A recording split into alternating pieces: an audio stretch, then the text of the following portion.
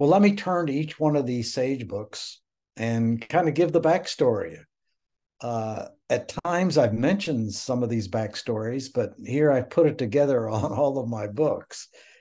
This book came out in 1994 as the first edition, and right now it's in a sixth edition.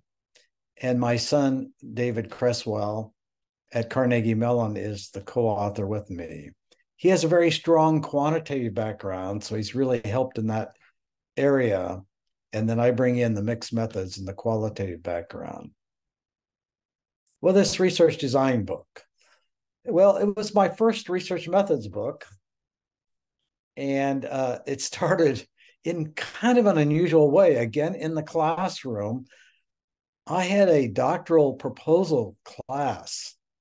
And in that class, this is the middle 1980s time period.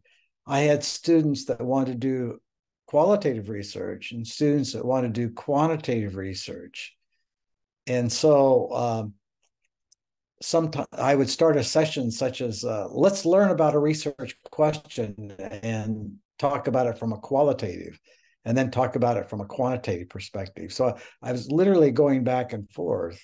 And students were asking me, well, which should I do? Should I use a qualitative approach or a quantitative approach in my dissertation project? So someone in my class recommended that I take my notes and really put quantitative and qualitative side by side so that a doctoral student could kind of see the difference between the two. So I started writing my chapters for the book and I submitted it to Sage. And I was a new author and they didn't know, should we publish John Creswell? Should we publish John Creswell? Well, I had a good friend who knew the president of Sage. And I went to this friend and I said, would you write a letter saying that John Creswell's book would be a good Sage publication?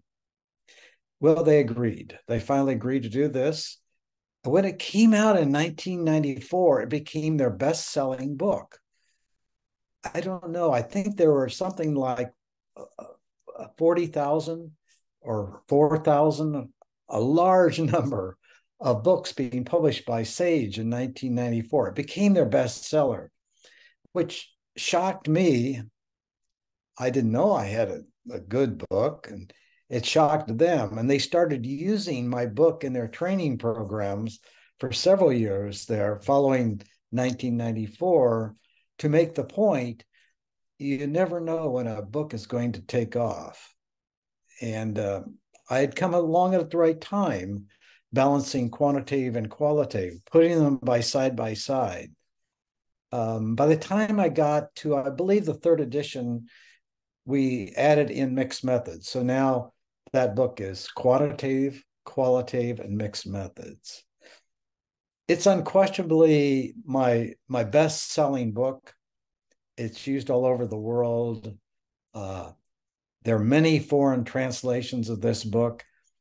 Sage recently told me that 61 of my books of these different editions have been translated into foreign languages. And many of these languages are in the Asian countries.